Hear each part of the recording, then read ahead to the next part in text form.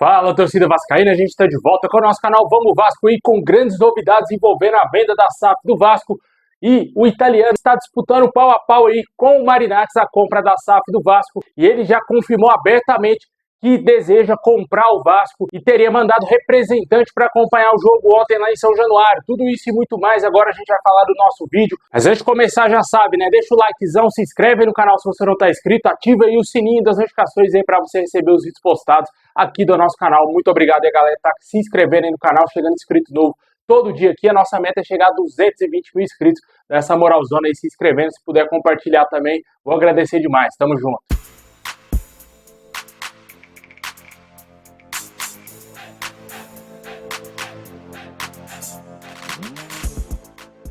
Bom, pessoal, com a vitória ontem frente ao Atlético Mineiro, o Vasco garantiu aí a vaga à Sul-Americana do ano que vem.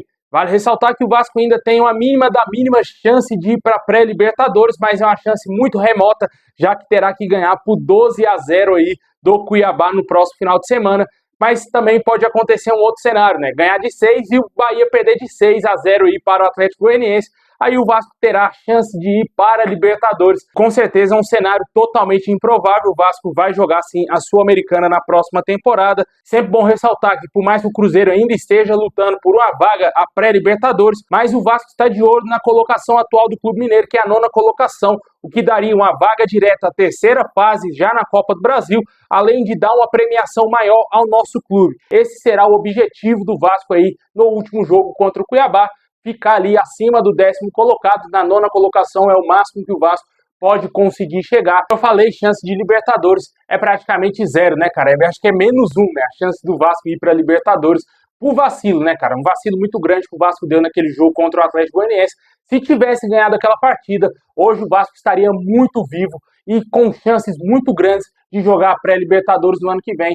Um vacilo gigantesco. Se o Felipe Maes tivesse colocado o 4-4-2, talvez a história seria diferente, né? Mas ali tinha pouco tempo, ele estava trabalhando no Vasco, não tinha como implementar absolutamente nada.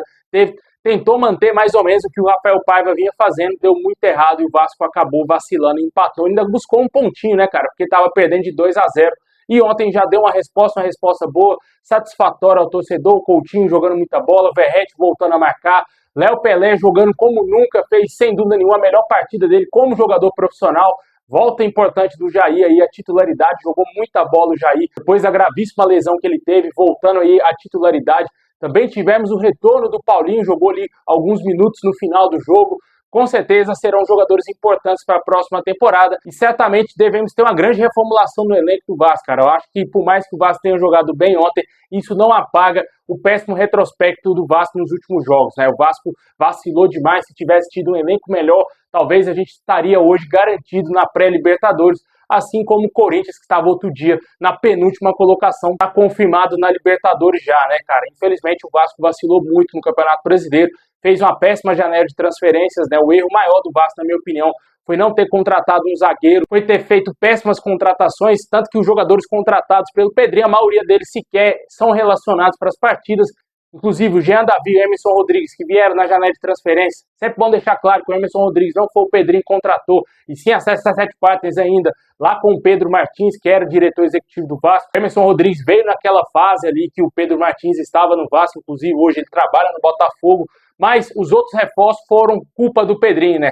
Souza, o Alex Teixeira, que está jogando muita bola agora, mas não vinha jogando nada. Maxime Domingues, também aí a situação do Jean Davi, que é sem dúvida nenhuma uma das piores contratações da história do Vasco. Sem dúvida nenhuma pode ser considerada a pior, porque o Vasco gastou muita grana por esse jogador, gastou 10 milhões de reais por um jogador que sequer vem sendo relacionado. Certamente uma decepção total com esses reforços contratados e, claro, a não chegada do zagueiro foi fundamental para o Vasco ter a pior defesa do Campeonato Brasileiro hoje, né? A temporada já praticamente acabou para o Vasco, como eu disse. Vamos jogar por uma 9ª colocação aí no próximo jogo, o último jogo do ano contra o Cuiabá, fora de casa. O Cuiabá que hoje é o lanterna do Campeonato Brasileiro, né? Deixa aí nos comentários qual a sua análise da temporada do Vasco, se você acha que a Sul-Americana ficou de bom tamanho, se você acha que dava para o Vasco ter ido para a pré-Libertadores. Por incompetência da diretoria e também dos jogadores, o Vasco não está na maior competição da América novamente.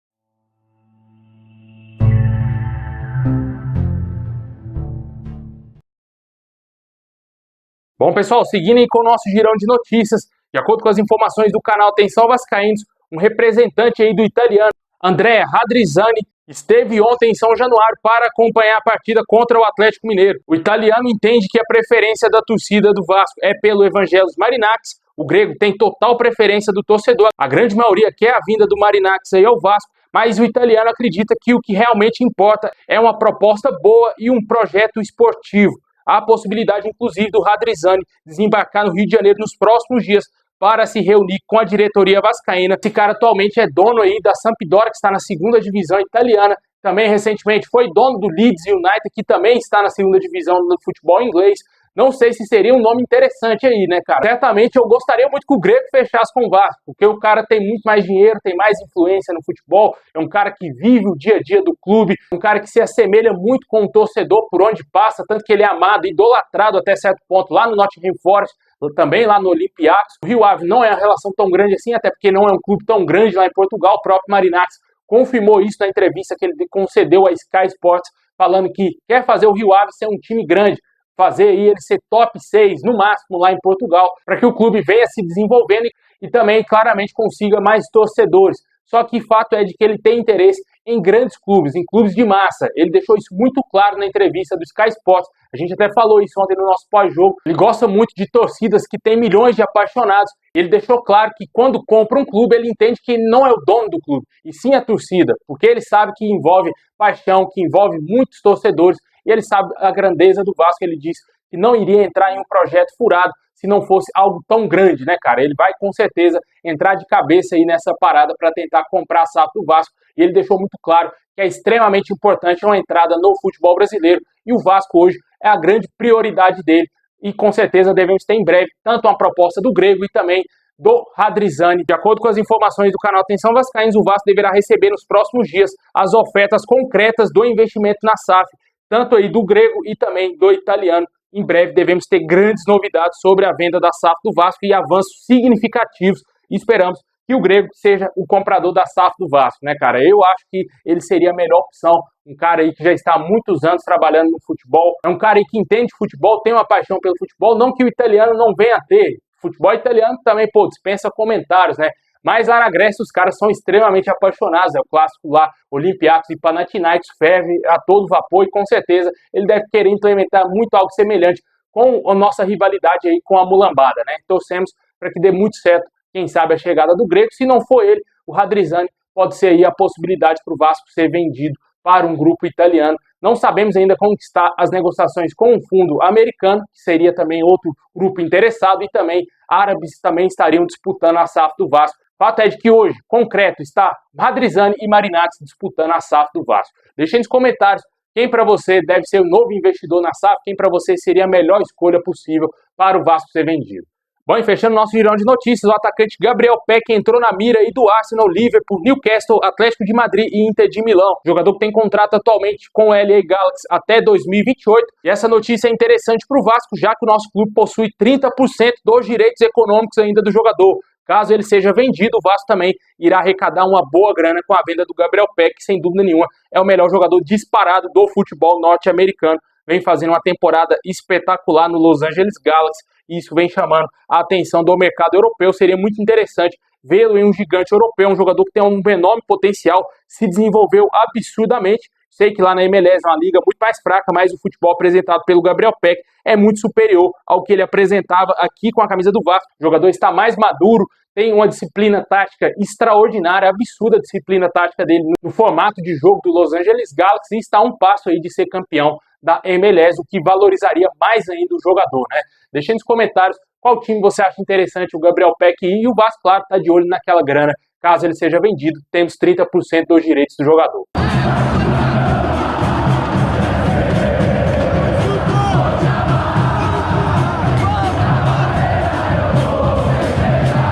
Bom, pessoal, esse é o vídeo de hoje. Valeu por ter assistido até o final. Deixa o like, se inscreve, ativa o sininho. Tamo junto. É nóis.